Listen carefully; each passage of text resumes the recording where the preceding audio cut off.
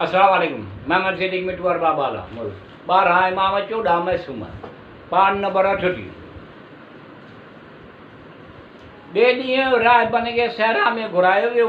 उन राय ब साॻी तरह हथ बुलंद कयो त ककर छाजण लॻा ऐं कुझु ई देरि में मींहं जो वसकारो शुरू थी वियो। इमाम हसन असगरी अलैहिस्सलाम जिन हिकु शख़्स खे फरमायो त राय ब जे हथ में का शइ आहे, तूं उहा हिन जे हथ मां वठी अच। इहो शख़्स वियो ऐं राय ब जे हथ में ॾिठाई त हिकु हॾी हुई जेका हिन खाइद वरिती ऐं इमाम हसन असगरी अलैहिस्सलाम खे अची ॾिनाई। इमाम अलैहिस्सलाम उन शख़्स खे हुकुम ॾिनो त हाणे वञी उन राय ब खे चयो त ॿीहर बरसाति लाइ दुआ घुरे। उन शख़्स राय ब खे इमाम अलैहिस्सलाम जो पैगाम पहुचायो ऐं राय ब जीअं ई दुआ लाइ हथ बुलंद कया त बजाए बरसाति पवण जे आसमान ते जेके ककर मौजूदु हुआ उहे बि साफ़ थी विया। इहो मंज़र ॾिसी माण्हू हैरान थी विया। मोहट बिन अब्बासीअ इमाम अलैहिस्सलाम खां दरियाफ़्त कयो त उन राय ब जे हथ में कहिड़ी शइ हुई। इमाम अलैहिस्सलाम फरमायो उन जे हथ में हिकु नबीअ जी हॾी हुई। नबीअ जे हॾीअ जो इहो असरु आहे जो उनखे जॾहिं बि आसमान जे अॻियां खोलियो वेंदो आहे त रहमत जा ककर वसण लॻंदा आहिनि। इहो ॿुधी माण्हुनि ॿीहर उन हॾीअ जे असर खे आज़मायो त ककर वसणु शुरू थी विया। पोइ इमाम अलैहिस्सलाम उन हॾीअ खे कपिड़े में वेढ़े दफ़नाए छॾियो। उन बैदि इमाम अलैहिस्सलाम निमाज़ अदा कई ऐं दुआ फरमायाऊं त एतिरी शदीद बरसाति वठी जंहिं सॼे मुल्क खे सरसब्ज़ ऐं शादाब करे छॾियो। 254 हिजरीअ जे आख़िर में ॾुकार वारे वाक़िए खां पोइ हिकु साल खनि इमाम हसन असगरी अलैहिस्सलाम जिन क़ैद खां आज़ादु रहिया ऐं सॼे आलम में संदन इल्म व फ़ज़ाइल जो चर्चो थियणु लॻो। माण्हू मुल्क में पेरोवन मलका इमाम अलैहिस्सलाम जी ज़ियारत लाइ ईंदा रहिया ऐं माण्हुनि जे अचवञ जो सिलसिलो एतिरो वधी वियो जो ख़लीफ़े वक़्त जे दिलि में हसद जी बाहि हिकु भेरो वरी भड़को खाधो ऐं हिन 257 हिजरीअ में इमाम अलैहिस्सलाम जे निगरानीअ लाइ केतिरा ई जासूस मुक़ररु करे छॾिया ऐं नेठ 258 हिजरीअ में वरी इमाम अलैहिस्सलाम खे क़ैद करे छॾियो। अबू अल अदियान जो बयानु आहे त आउं क़ैद दौरान इमाम हसन असगरीअ जी ख़िदमत गुज़ारनि मां हुउसि ऐं संदन ख़त मुख़्तलिफ़ शहरनि में खणी वेंदो हुउसि। हिकु ॾींहुं इमाम अलैहिस्सलाम जी ख़िदमत में ख़त खणण लाइ हाज़िर थियुसि त पाण तबियत जे नासाज़ीअ सबबि बिस्तरे ते लेटियल हुआ। पाण मूंखे ख़त इनाद करण बैदि फरमायाऊं त तूं 15 ॾींहं खां पोइ ख़त ॾेई वापसि ईंदे त मुंहिंजे घर मां रुअण जो आवाज़ु ॿुधंदे ऐं मूंखे गुस्ल जे तख़्ते ते ॾिसंदे। पोइ तूं उन शख़्स सां रुजू कजां जेको तोखां मुंहिंजे ख़तनि बाबति मालूम करे। इहो मुंहिंजो क़ाइम ऐं जानशीन हूंदो। इहो ई मुंहिंजो जनाज़े निमाज़ पढ़ाईंदो। आउं इमाम अलैहिस्सलाम खां ख़त हासिलु करे मदाइन हलियो वियुसि ऐं उन्हनि जा जवाब वसूल करे 15 ॾींहं खां पोइ जॾहिं सामरा पहुतुसि त इमाम अलैहिस्सलाम जे घर खे मातम कुंडा बनियल ॾिठुमि। थोरी देरि खां पोइ इमाम अलैहिस्सलाम जे भाउ जैफर तवाब इमाम अलैहिस्सलाम जे जनाज़े निमाज़ पढ़ाइणु चाही त हिकु ॿारु अॻियां वधियो ऐं चयाईं चाचा तव्हां पोइते हटो, आउं पंहिंजे पीउ जे जनाज़े निमाज़ पढ़ाइण जो वधीक हक़दारु आहियां।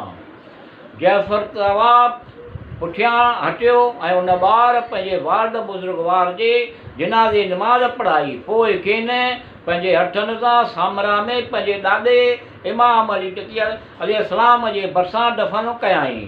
उन बैदि उन ॿार मूंखां आंदल ख़तनि जो जवाबु तलब कया। ख़तनि जो जवाबु ॾियण बैदि अञा आउं उते ई वेठो हुउसि त एतिरे में कुझु माण्हू इमाम हसन असगरी अलैहिस्सलाम सां मुलाक़ात लाइ आया। जॾहिं खेनि इमाम अलैहिस्सलाम जी शहादत जी ख़बर पई त उन संदन जानशीन बाबति मालूम कयो। माण्हुनि जैफर तवाब ॾांहुं इशारो कयो। हिननि जैफर तवाब जे सलाम करण बैदि साण तज़द कई ऐं पोइ चयाऊं त असां वटि कुझु ख़त ऐं माल आहे, तव्हां असांखे ॿुधायो त ख़त कंहिं मोकिलिया आहिनि ऐं असां वटि केतिरो माल आहे। जाफ़र तवाफ़ थी बीठो ऐं हिननि खे चयाईं त छा तव्हां मूंखां इल्म ग़ैब पुछणु चाहियो, ग़ैब था पुछणु चाहियो।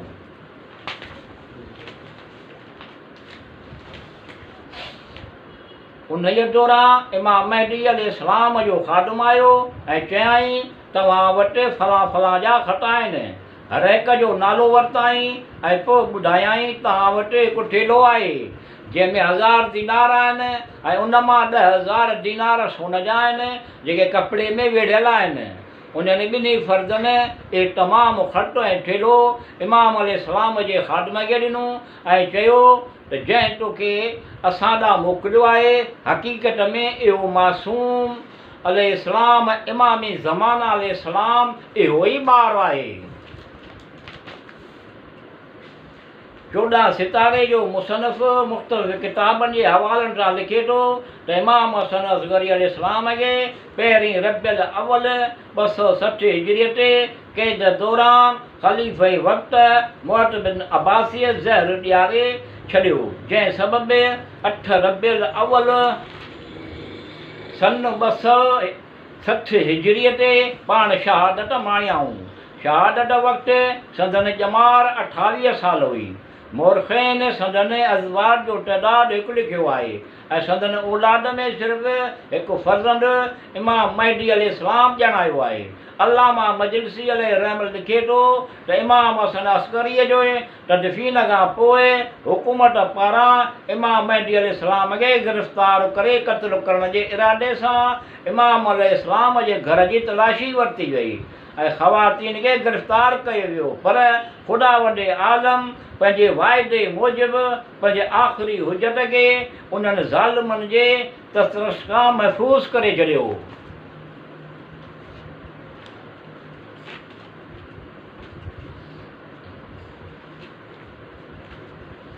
ज़ुहूर पुरनूर 15 शोबान मुअज़्ज़म सन 255 हिजरी सामरा इराक़ बाक़ में ख़ुदा पर्दाए ग़ैब में आहिनि। सिलसिले मसूमीन अलैहिस्सलाम जे 14 ताजदार ऐं सिलसिले इमामत जे 12 पुरनूर चंड जी आमद बासादत 15 शोबान सन 255 हिजरीअ ते जुमे जे मुबारक ॾींहुं सामरा में इमाम हसन असगरीअ जे घर बीबी नरजिस ख़ातून जे पाक हजमे ते इमाम महदी अलैहिस्सलाम जिन जी आमद बासादत बि कंहिं मुजिज़े खां घटि न आहे। संदन वालिदा माजिदा बीबी नरजिस ख़ातून फरमाए थी त जीअं आम औरतुनि ते हमल जूं अलामतूं ज़ाहिर थींदियूं आहिनि उहे अलामतूं मूं में मौजूदु न हुयूं। इमाम हसन असगरी अलैहिस्सलाम जे पुफी हकीमाना ख़ातून रिवाज करे थी त हिकु ॾींहुं आऊं जीअं इमाम अलैहिस्सलाम जे घर आयसि त पाण अलैहिस्सलाम मूंखे राति तरसण जो चयाऊं ऐं फरमायाऊं त ए पुफी अॼु मुंहिंजे घर मुंहिंजो वारस अचण वारो आहे ऐं नरजिस ख़ातून जो मिसाल मादर मूसा अलैहिस्सलाम वांगुरु आहे। जीअं उनखे बि हमल जा आसार ज़ाहिर न थिया हकीमाना बीबी फरमाए थी त आऊं राति जो तहजुद लाइ उथियसि त बीबी नरजिस ख़ातून बि तहजुद लाइ विज़ू करे रही हुई। मूं दिलि में ख़्यालु कयो त जेके इमाम फरमायो हो उहे आसार अञा ज़ाहिर न थिया आहिनि। नमाज़े तहजुद खां फारूक थी हुयसि त इमाम जो आवाज़ु आयो त ऐं पुफी हुजत ख़ुदा जी आमद जो वक़्तु क़रीब थी रहियो आहे। ऐं जीअं ई नरजिस ख़ातून जे कमरे ॾांहुं वधियसि ऐं खेनि सीने सां लॻाए सूरह कुल्लु वल्ला इन्ना अंज़लना ऐं आयतुल कुर्सी पढ़ियमि त मूंखे नरजिस ख़ातून जे बदन मां साॻिए सूरतूं पढ़ण जो आवाज़ु ॿुधण में आयो। उन बैदि कमिरो नूर सां रोशन थी वियो ऐं हिकु ॿारु सजदे में पियल ॾिठुमि। ॿार खे चयुमि त आवाज़ु आयो पुठी ॿार खे मुंहिंजे कमरे में खणी अचो।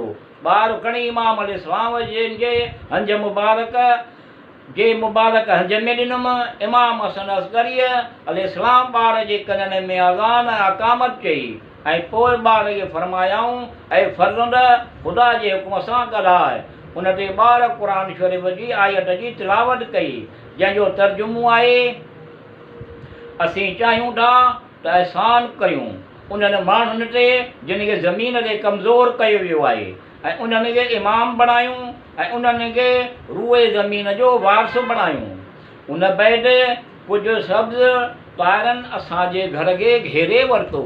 इमाम हसन असगरी अलैहिस्सलाम उन्हनि मां हिकु तार खे सॾे फरमायो त हिन खे खणी वञी हिन जी हिफ़ाज़त करियो, एसी ताईं जो ख़ुदा वॾे आलम हिन जे बारे में को हुकुम ॾे, छो जो ख़ुदा ताला पंहिंजे वाइदे खे पूरो करे रहंदो आहे।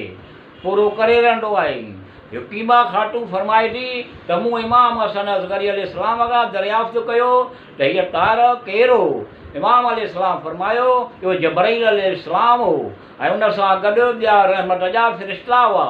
इमाम हसन असगरी अलैहिस्सलाम जिन पंहिंजे फ़र्ज़ंद जो नालो हुज़ूर सल्लल्लाहु अलैहि वसल्लम जिन जे हुकुम मूजिबि मुहम्मद रखियो।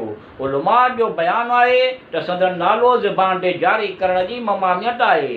संदन कुनियत अबुल क़ासिम ऐं अबू अब्दुल्लाह आहे ऐं उलमा उन ते बि मुतफ़िक़ आहिनि त संदन इहा कुनियत बि हुज़ूर सल्लल्लाहु अलैहि वसल्लम जिन तजदीद फरमाई। संदन लक़ब महदी, हुज्जतुल्लाह, खुलफ़ाइल सालिह, साहिबुल वल असर, साहिबुल अम्र वल ज़मा, अल क़ाइम, अल बाक़ी ऐं अल मुंतज़िर मशहूरु आहिनि। हुज़ूर सल्लल्लाहु अलैहि वसल्लम जो फ़रमानु आहे त इमाम महदी अलैहिस्सलाम जी शिकिल व शबात, शमाइल व फ़ज़ाइल ऐं कौल व फ़ैल मूंसां मुशाबा हूंदा। तारीख़ूं लिखनि थियूं त इमाम महदी अलैहिस्सलाम जी आमद बासादत खे हर तरह लिकाइण जी कोशिशि कई वई। उन करे जो हाकिम वक़्तु पंहिंजी पूरी ताक़त सां संदन ॻोल्हा में हो। हिन चाहियो थे त हज़रत हुज्जतुल्लाह खे क़त्ल करे नस्ल रिसाल सल्लल्लाहु अलैहि वसल्लम जो ख़ात्मो करे छॾे। अल्लामा अरेली लिखे थो त इमाम महदी अलैहिस्सलाम जे परवेश हज़रत जबरील अलैहिस्सलाम जे सुपुर्द कई। कॾहिं अहमद इब्न इसहाक़ ऐं सैद लश्करी इमाम हसन अस्करी अलैहिस्सलाम जिन जे ख़िदमत में हाज़िर थिया ऐं हिननि दिलि में ख़्यालु कयो त ज़मीन ते ख़ुदा जी हुज्जत केरु हूंदो। इहो सोचे अञा उहे इमाम अलैहिस्सलाम जे आॾो पहुता त इमाम हसन असगरी अलैहिस्सलाम हिननि खे फरमायो त तव्हां जेका ॻाल्हि दिलि में खणी आया आहियो अॼु आऊं तव्हांखे उनजो जवाबु ॾेई थो छॾियां। इहो फरमाए इमाम अलैहिस्सलाम जिन घर जे अंदरि विया ऐं वापसि मोटिया त संदन कुल नंढे 3 सालनि जे ॼमाल जो हिकु पुरनूर ॿारड़ो हो। इमाम अलैहिस्सलाम फरमायो अहमद बिन इसहाक़ मूंखां पोइ इहो जॾहिं ख़ुदा हूंदो, हिन जो नालो मुहम्मद ऐं कुनियत अबू क़ासिम आहे। हीउ ज़ुल्क़रनैन जियां सॼी दुनिया ते हुकूमत कंदो ऐं ख़िज़र अलैहिस्सलाम वांगुरु जीअरो रहंदो। अहमद बिन इसहाक़ अर्ज़ु कयो त मौला का अहिड़ी अलामत बयानु करियो जंहिंसां दिलि खे कामिल इत्मीनान हासिलु थिए। इमाम अलैहिस्सलाम पंहिंजे फ़र्ज़ंद ॾांहुं मुतवजह ॾेई फरमायो त हिननि खे जवाबु ॾियो। इमाम महदी अलैहिस्सलाम कमसुन हुजण जे बावजूदु फ़सीह ज़बान में फरमायो त आउं ख़ुदा जी हुज्जत ऐं ख़ुदा जे हुकुम सां बाक़ी रहण वारो आहियां। हिकु ॾींहुं इहो ईंदो जो आउं ख़ुदा जे दुश्मननि खां बदिलो वठंदुसि। इमाम महदी अलैहिस्सलाम जो इहो जवाबु ॿुधी अहमद बिन इसहाक़ ख़ुशि थियो। मौलाना अब्दुल रहमान जामी पंहिंजे तसनीफ़ शवाहिद नबुवत कामिल जे सुफ़े नंबर 520 ते लिखे थो त हिकु शख़्स हज़रत अबू मोहम्मद हसन असगरी अलैहिस्सलाम जे ख़िदमत में हाज़िर थियो। अर्ज़ु कयाईं त आका तव्हां खां पोइ साहिब अमुर केरु थींदो। पाण उन शख़्स खे फरमायाऊं त हीउ पर्दो मथे खण। इहो शख़्स चवे थो त मूं पर्दो हटायो त हिकु निहायत सुहिणो मासूम ॿारु ॿाहिरि आयो ऐं अची हज़रत अबू मोहम्मद अलैहिस्सलाम जे हज में वेठो। उन ॾांहुं निहारींदे इमाम अलैहिस्सलाम फरमायो त हीउ तव्हांजे लाइ साहिब अमर आहे। उन बैदि अबू मोहम्मद अलैहिस्सलाम उन मासूम ॿार खे फरमायो त या बनी अल वक़्तुल मलूम। इन बैदि इहो मासूम ॿारु पर्दे जे पुठियां हलियो वियो। जॾहिं ख़लीफ़े मुअतमद अब्बासी पारां ॾियारियल ज़हर जे नतीजे में 8 रबियुल अव्वल 260 हिजरीअ ते इमाम हसन अस्करी अलैहिस्सलाम जी शहादत थी। उन वक़्तु इमाम महदी अलैहिस्सलाम जिन जी ॼमार 5 साल हुई ऐं उन ॾींहं खां ई इमाम महदी अलैहिस्सलाम जिन इमामत जो आगाज़ थियो। अबू लदियान जो बयानु आहे त इमाम हसन अस्करीअ जे इमाम हसन अस्करी अलैहिस्सलाम जी ख़िदमत गुज़ारनि मां हुयुसि ऐं संदन ख़त मुख़्तलिफ़ शहरनि में खणी वेंदो हुउसि। हिकु ॾींहुं इमाम अलैहिस्सलाम जी ख़िदमत में ख़त खणण लाइ हाज़िर थियुसि त पाण तबियत जे नासाज़ीअ सबबि बिस्तरे ते लेटियल हुआ। पाण मूंखे ख़त इनायत करण बैदि फरमायाऊं त तूं 15 ॾींहं खां पोइ ख़त ॾेई वापसि ईंदे त मुंहिंजे घर मां रुअण जो आवाज़ु ॿुधंदे ऐं मूंखे हुस्न जे तख़्ते ते ॾिसंदे। पोइ तूं उन शख़्स खां रुजू कजां जेको तोखां मुंहिंजे ख़तनि बाबति मालूम करे। इहो मुंहिंजो क़ाइम ऐं जानशी हूंदो। इहो ई मुंहिंजे जनाज़े नमाज़ पढ़ाईंदो। ऐं इमाम अलैहिस्सलाम खां ख़त हासिलु करे मदाइन हलियो वियुसि ऐं उन्हनि जा जवाब वसूल करे 15 ॾींहं खां पोइ जॾहिं सामरा पहुतुसि त इमाम अलैहिस्सलाम जे घर खे मातम कंदो बणियल ॾिठुमि। थोरी देरि खां पोइ इमाम अलैहिस्सलाम जे भाउ जैफर तवाब इमाम अलैहिस्सलाम जे जनाज़े निमाज़ पढ़ाइणु चाही त हिकु ॿार अॻियां वधियो ऐं चयाईं चाचा तव्हां पोइते हटो ऐं पंहिंजे पीउ जो जनाज़े निमाज़ पढ़ाइण जो वधीक हक़दारु आहियां। जैफर तवाब पुठियां हटियो ऐं उन ॿार पंहिंजे वालिद बुज़ुर्गवार जी जनाज़े निमाज़ पढ़ाई ऐं पोइ खेसि पंहिंजे हथनि सां सामरा में पंहिंजे ॾाॾे इमाम अली अलैहिस्सलाम जे भरिसां मुदफ़न कयाईं। उन बैदि उन ॿार मूंखां आंदड़ ख़तनि जा जवाब तलब कया। ख़तनि जो जवाबु ॾियण बैदि अञा उते ई वेठो हुउसि। एतिरे में कुझु माण्हू इमाम हसन असगरी अलैहिस्सलाम सां मुलाक़ात लाइ आया। जॾहिं खेनि इमाम अलैहिस्सलाम जे शहादत जी ख़बर पई त उन्हनि संदन जानशी बाबति मालूम कयो। माण्हुनि जैफर तवाब ॾांहुं इशारो कयो। हिननि जैफर तवाब खे सलाम करण बैदि साणंदि तइज़ियत कई ऐं पोइ चयाऊं त असां वटि कुझु ख़त माल आहे। तव्हां असांखे ॿुधायो त इहो ख़त कंहिं मोकिलिया ऐं असां वटि केतिरो माल आहे। जैफर तवाब उथी बीठो ऐं हिननि खे चयाईं त छा तव्हां मूंखां इल्म ग़ैब पुछणु था चाहियो। उन दौरान मां महदी अलैहिस्सलाम जो ख़ादिम आयो ऐं चयाईं त तव्हां वटि फलाण फलाण जा ख़त आहिनि। हर हिक जो नालो वरिताईं ऐं पोइ ॿुधायाईं त तव्हां वटि हिकु थेलो आहे। हिननि ख़त ऐं थेलो उन ख़ादिम जे हवाले कयो। इमाम हसन अस्करी अलैहिस्सलाम जे शहादत खां पोइ हाकिम वक़्तु इमाम महदी अलैहिस्सलाम जे ॻोल्हा ऐं क़त्ल लाइ माण्हू मोकिलिया पर इमाम महदी अलैहिस्सलाम जन सरदार में दाख़िल थी ग़ैबत इख़्तियार कई ऐं उन्हनि खे हथ न आया। हाकिम वक़्त जे हुकुम ते बीबियुनि खे गिरफ़्तार पिणु कयो वियो। किताब शवाहिद नबूअत कामिल जो मुसनफ़ किताब सुफ़े नंबर 521 ते लिखे थो त हिकु शख़्स जो चवणु आहे त मूंखे ख़लीफ़े मुअत्तबिन सॾायो ऐं ॿिया माण्हू मूंसां गॾु मोकिले चयाईं त इमाम हसन असगरी अलैहिस्सलाम सरमन राय में विसाल फरमाए चुका आहिनि त जल्दी संदसि घर वञो ऐं उते जेको बि शख़्स मिले उनजो सिर वढे मूंखे खणी अची मूं वटि खणी अचो। असीं हुकुम जे तमील कंदे इमाम अलैहिस्सलाम जे घर पहुतासीं त सॼे घर खे हिकु पर्दो पियल ॾिठोसीं। पर्दो हटायोसीं त असांखे हिकु खॾ नज़र आई। वेझो पहुतासीं त खॾ जे मथां हिकु ॿोरी विछायल ॾिठीसीं जंहिं ते को हसीन व जमील शख़्स निमाज़ पढ़ी रहियो। असां मां हिकु शख़्स अॻियां वधी हिन लाइ हथु वधायो त ॿुॾणु लॻो। मूं खेसि ॿाह खां जॾहिं छिके वरितो ऐं ॿुॾण खां बचायोमांसि। ॿिए शख़्स बि हथु अॻिते वधायो त ॿुॾणु लॻो। उनखे बि पकिड़े बचायमि पर निमाज़ पढ़ंदड़ शख़्स असां ॾांहुं मुतवजी कोन कई। इहो ॾिसी आऊं हद खां वधीक परेशान थियुसि ऐं घर भातनि खां माफ़ी वरितुमि ऐं गॾोगॾु दिलि में ख़ुदा ताला खां माफ़ी घुरंदो मुअतमद वटि पहुतुसि ऐं के सॼी माजरा ॿुधायमि। इहो ॿुधी मुअतमद मूंखे चयो त बि इन राज़ खे राज़ ई रहणु ॾिजो न त माण्हू इन अज़मत खे सुञाणे मुंहिंजो सिर वढे छॾींदा। इमाम महदी अलैहिस्सलाम जन उन ग़ैबत खे ग़ैबत सुग़रा सॾियो वेंदो आहे जेका सन 260 हिजरीअ में शुरू थी ऐं सन 329 हिजरीअ ते ख़तमु थी। अहिड़ी तरह संदन ग़ैबत सुग़रा जो अरसो 70 सालनि ताईं मुहीत आहे।